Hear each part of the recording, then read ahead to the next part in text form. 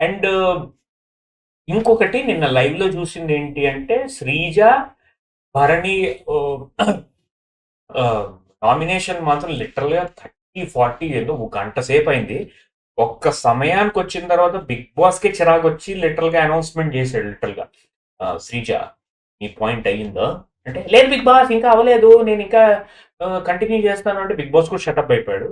సంజన కూడా మధ్యలో చెప్పింది లిటరల్‌గా ఏంటంటే మా అందరూ వెయిటింగ్ చేస్తున్నారు. అర్ధరాత్రి 1 అయిపోతుంది, 2 అవుతుంది. ఇంకా ఎవరు తినలేదు.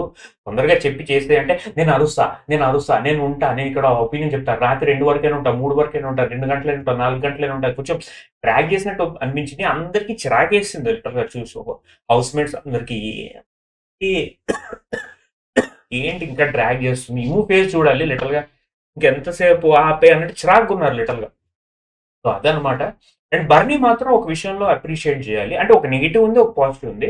ఆయన చాలా ఓపికగా ఆ అమ్మాయి ఎంత తిడుతున్నా, ఎన్ని అలిగేషన్‌లేస్తున్నా ఓపికగా భరిస్తూ సహనంతో ఉన్నాడు. లిటరల్‌గా ఏం అరవలేదు. వుమెన్ మీద జనరల్‌గా కోపం వచ్చేస్తది. ఆళ్ళు ప్రొవోక్ చేస్తే కోపం వచ్చేస్తది. బట్ ఆయన ఏం ప్రొవోక్ అవ్వకుండా కామ్‌గా, నీట్‌గా సమాధానానికి సమాధానం చెప్పాడు. ఆమె అరిచినంత అరిచిన తర్వాత ఈయన మాట్లాడాడు. అట్లా చేసింది. లైవ్‌లో చూసింది.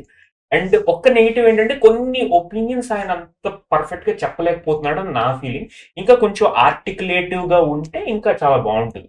That will be huge benefit. ఆ ఒక్కటే నెగెటివ్ కనిపిస్తుంది 'బర్నీలో' దట్ హి ఈస్ నాట్ ఆర్టిక్యులేటివ్.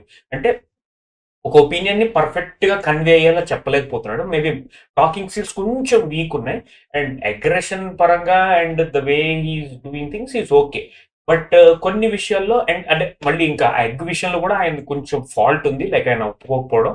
ఆయన ఏదో డైవర్ట్ చేసాడు ఇది అది అని ఉంది. బట్ ఓవరాల్‌గా అయితే డీసెంట్ గానే హ్యాండిల్ చేసాడు.